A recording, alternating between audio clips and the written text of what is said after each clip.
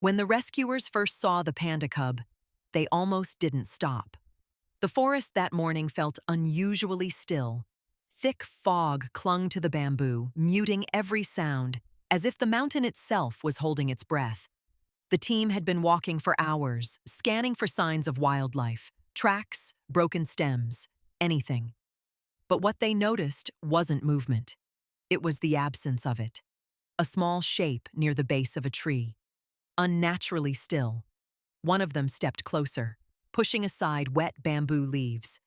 And then the shape blinked. The cub was barely alive. His fur was damp and clumped, his breathing shallow, almost unnoticeable. He didn't cry. He didn't try to move away. He simply looked at them, not with fear, but with something harder to understand. Awareness. They searched the area for hours. No mother, no fresh tracks, no signs of a struggle. Just silence stretching in every direction. Eventually, they had no choice. They took him. At the Chengdu research base, the cub was given a name, Bao. It meant precious. At first, no one was sure if he would survive. He refused food, barely reacted to touch. Even basic responses, the instincts most animals rely on, seemed muted in him, but his eyes were always open, always watching. Days passed, then weeks. Slowly, Bao began to recover. He started eating bamboo, awkwardly at first, as if he was learning something he should already know.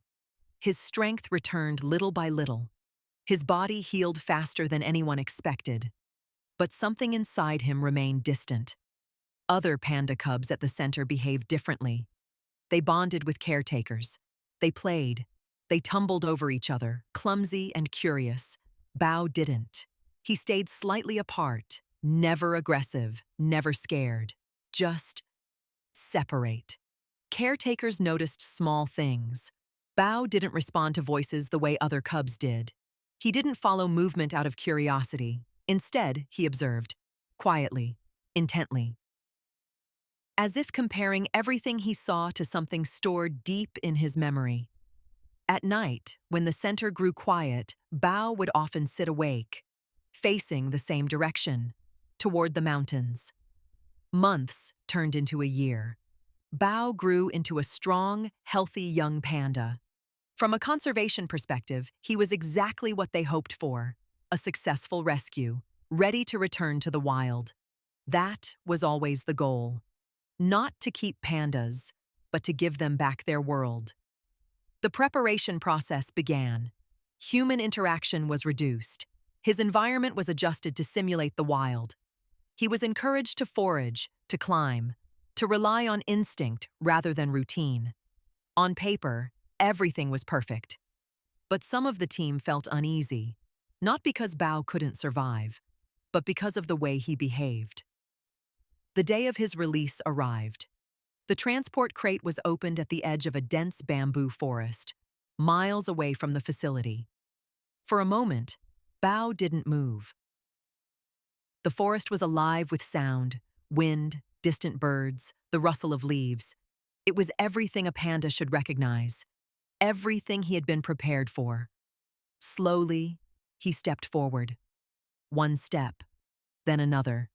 He paused, lifted his head, and then, unexpectedly, he turned back. He looked directly at the team, still, focused, not confused, not frightened, just looking. It lasted longer than anyone was comfortable with. Then he turned again and disappeared into the forest. The team waited, watched, listened. But Bao didn't come back. They told themselves it was a success. Another panda returned to the wild. Another life restored. The next morning, one of the staff members noticed something near the main gate. At first, it looked like a shadow. Then it shifted. Bao was sitting there. He wasn't pacing, wasn't distressed. He was just sitting, facing the entrance. It didn't make sense. The tracking data confirmed it. He had traveled all night, directly back to the facility. No wandering. No hesitation.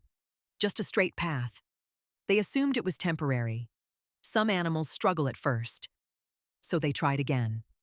This time, they went farther, much farther, deeper into the mountains than before, into an area untouched by human presence. The habitat was ideal: abundant bamboo, clean water, natural shelter. They released him again. And again, he walked into the forest, without looking back. Days passed. 1, 2, 3, 4, 5. Hope returned. Maybe the first attempt had just been adjustment. Maybe this time, he had settled. On the 6th day, a researcher reviewing tracking data noticed something unusual. The signal had changed direction. It was moving, quickly, in a straight line. Back. Hours later, Bao appeared again near the facility, walking out of the forest with steady, deliberate steps. But this time, something was different. He kept stopping, turning his head, looking behind him, waiting, then moving again, only to stop once more, again and again. There was nothing there, no animal, no movement, just empty forest. That behavior unsettled everyone. It wasn't confusion, it wasn't dependency, it was expectation, as if he believed something should be following him. That's when one of the older researchers spoke up. He remembered the original rescue site, the place where Bao had been found. There had been reports of subtle land shifts in that region weeks before. Not dramatic landslides, no loud collapses, just quiet changes, ground sinking, structures giving way silently. They decided to go back. The forest looked unchanged, bamboo still swayed. The same silence filled the air. At first, they found nothing, no obvious signs, no clear disturbance, until someone noticed a slight depression in the ground, almost invisible unless you knew where to look. They began to clear it, carefully, slowly. Under layers of soil and broken bamboo, a hollow began to take shape, collapsed, buried. Inside, there were traces, faint but unmistakable.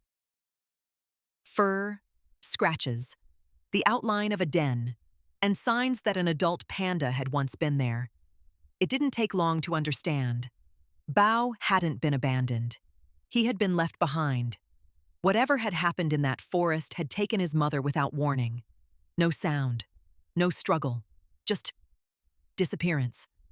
And Bao had stayed, waiting, days, maybe longer, waiting for her to return. Everything made sense now. The silence, the distance, the way he watched, the way he kept coming back.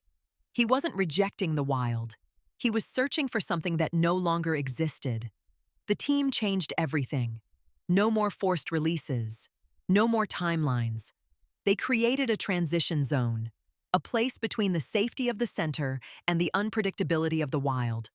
Bao was given space, freedom to choose. At first, he stayed close, exploring but never too far, always returning, always checking. But slowly, something shifted. He began to leave for longer periods, spending nights away, then days. Each time he returned, he stayed for less time, until eventually, returning didn't look like waiting anymore. It looked like resting. One day, Bao left and didn't come back. The tracking signal showed him moving higher into the mountains than ever before, far beyond the familiar paths. Days passed, then weeks. No return. The team didn't interfere. They watched. Months later, a remote camera captured a figure moving through dense bamboo. A large panda, strong, confident. It moved differently, not cautiously, not searching, belonging. For a moment, it stopped, turned its head, looked directly toward the camera. There was no hesitation, no uncertainty, just awareness. Then it turned and disappeared into the forest. This time, not because it was lost, but because it had finally found its way forward.